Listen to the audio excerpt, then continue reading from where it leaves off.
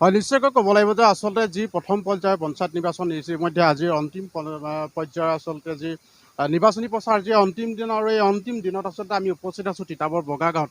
আৰু বগাগাঁৱৰ এক পৰিৱেশ আমি দেখাবলৈ লৈছোঁ আচলতে যিহেতু আমি এনিভাৰ 24 তিতাবৰৰ ভিন্ন প্ৰান্তৰ পৰা আমি পঞ্চায়ত নিৰ্বাচনৰ যি প্ৰাৰ্থীত্বসকল সেই প্ৰাৰ্থীত্বসকলৰ লগত কথা বতৰা হৈছিলে আৰু মত বিনিময় হৈছিলে আৰু ভোটাৰসকলৰ লগতো যিহেতু আমাৰ যথেষ্টখিনি কথা পতা হৈছিলে আৰু আজি যি নিৰ্বাচন আচলতে 2 তাৰিখৰ যি নিৰ্বাচনৰ প্ৰচাৰ সেই প্ৰচাৰ যি অন্তিম দিন আৰু এই অন্তিম দিনত আচলতে আমি উপস্থিত আছোঁ তিতাবৰ বগাগাঁৱত আৰু আমি এগৰাকী প্ৰাৰ্থী আছে আমাৰ লগত আমি তেওঁলোকৰ লগত কিছু কথা পাতিব বিচাৰিম। পোনপ্ৰথমে আপোনাক শুভেচ্ছা জনাইছোঁ। নমস্কাৰ, আপোনাৰ নামটো? শ্ৰীমতী মাখনী শইকীয়া।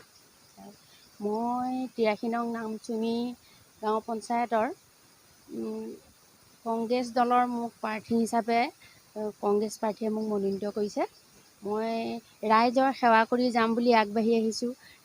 যদি চৰকাৰৰ ফালৰ পৰা মোক যিকোনো সুবিধা দিয়ে মই সুবিধাসমূহ মই ৰাইজক নিষ্ঠাৰে কাম কৰি যাম বুলি মই আগবাঢ়ি আহিছোঁ। যদি ৰাইজে সহায় সহযোগ কৰি মোক এই নিৰ্বাচনত মোক জয়যুক্ত কৰে তেতিয়াহ'লে মই আমাৰ গাঁৱৰ সকলো ৰাইজকে মই নিজৰ যিখিনি মনোবল আছে সকলোকে মই যেনেধৰণে পাৰে উপকৃত কৰিবলৈ মই চেষ্টা কৰিম। আপুনি যিহেতু কংগ্ৰেছ দলৰ পৰা প্ৰাৰ্থীত্ব আগবাঢ়িছে, কিমান ভোটত জয় হ'ম বুলি ভাবিছে? যিহেতু আমাৰ নামচুঙিত মই কিমান ভোটত জয় হ'ম মই ধৰিব পৰা নাই। সহপ্ৰাৰ্থীগৰাকীও হয়তো মোৰ লগৰে, তথাপিতো মই ভাবিছোঁ মই অধিক ভোটত জয়লাভ কৰিম। তিতাবৰ যিহেতু কংগ্ৰেছ দুৰ্গ বুলি কোৱা হয়, এইবাৰ যিহেতু পঞ্চায়ত নিৰ্বাচনত কংগ্ৰেছৰ সেই দুৰ্গ কিমান অক্ষুণ্ণ থাকিব? মই ভবামতে মই জনামতে হয়তো অক্ষুণ্ণ থাকিব আগৰ দৰে। আগত যেনেধৰণে আমাৰ তিতাবৰ দুৰ্গ সেই দুৰ্গ মই নাভাগে বুলি অনুমান কৰিছোঁ। ৰাইজলৈ আচলতে কি আশা লৈ আপুনি গৈছে, মানে কেনেকুৱা ধৰণৰ প্ৰতিশ্ৰুতি আপুনি? মই ৰাইজক তেনেধৰণে প্ৰতিশ্ৰুতি দিয়া নাই। মই এনেকৈয়ে ভাবিছোঁ মই নিজেই যেনেধৰণে এতিয়া মোক নিজক যেনেকৈ ৰাইজে দলে বলে আহি মোক প্ৰাৰ্থীত্ব আগবঢ়াইছে, মই তেখেতসকলক মই যেনেধৰণে পাৰোঁ চৰকাৰৰ যি আঁচনি মই তেখেতসকলক মানে নিষ্ঠাৰে কাম কৰিম বুলি মই প্ৰতিশ্ৰুতি দিছোঁ। আচলতে এয়া আছিল আপোনাৰ তিতাবৰ জিলা পৰিষদৰ আঞ্চলিক পদৰ প্ৰাৰ্থী মাখনী শইকীয়া আৰু অন্য এগৰাকী প্ৰাৰ্থী আছে, আমি তেওঁলোকৰ লগত কিছু কথা পাতিম, খুব চমুকৈ পাতিম। আপোনাৰ নামটো? নমস্কাৰ, মোৰ নাম শ্ৰীমতী মানসী দাস হাজৰিকা। মই 83 নং নামচুঙি 1 নং ৱাৰ্ড বালিপৰীয়া 1 নং ৱাৰ্ডৰ সদস্যৰূপে মনোনীত হৈছোঁ।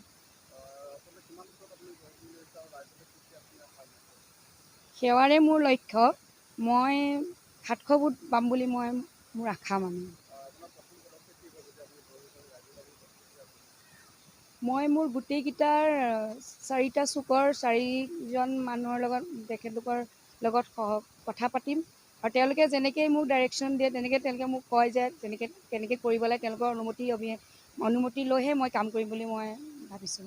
ৱাৰ্ডৰ মানে ভোটাৰসকলে আপোনাক জয়ী কৰিব বা তেনেকুৱা এটা নিশ্চিত, আপুনি কিয় নিশ্চিত হ'ব পাৰিছে? মোৰ মানে বিশ্বাস, মই আজিলৈকে মানে যিমান আমাৰ 4টা চুকৰ মানে যিখিনি মানুহ মানে তেওঁলোকক লগ ধৰিছোঁ, এতিয়াৰ পৰা নহয় মোৰ আজি 15 বছৰ আগৰ পৰা তেওঁলোকৰ লগত মই কথা পাতিছোঁ আৰু মোৰ লগত কাৰো লগত বাদ বিতৰক আজিলৈকে হোৱা নাই আৰু মই সেইটোৰ পৰাই মই অনুমান কৰিছোঁ, মোৰ দৃঢ় বিশ্বাস মোৰ ৱাৰ্ডৰ মোৰ সমূহবাসীয়ে মানে মোক ভোট দি মই জয়যুক্ত কৰিব বুলি মোৰ পূৰা বিশ্বাস। অন্য এগৰাকী ভোটাৰ আছে, আমি তেখেতৰ লগত কথা পাতিম। কি ক'ব বাইদেউ? প্ৰথমতে ধন্যবাদ জনাইছোঁ মিডিয়া চেনেলক। মই মানে দুয়োগৰাকী প্ৰাৰ্থীয়ে আমাৰ সমাজকৰ্মী, বিভিন্ন কামৰ লগত তেওঁলোক দুয়োগৰাকীয়ে জড়িত হৈ থাকে। মই ভাবোঁ তেওঁলোক এইবাৰ ভোটত জয়যুক্ত হ'ব।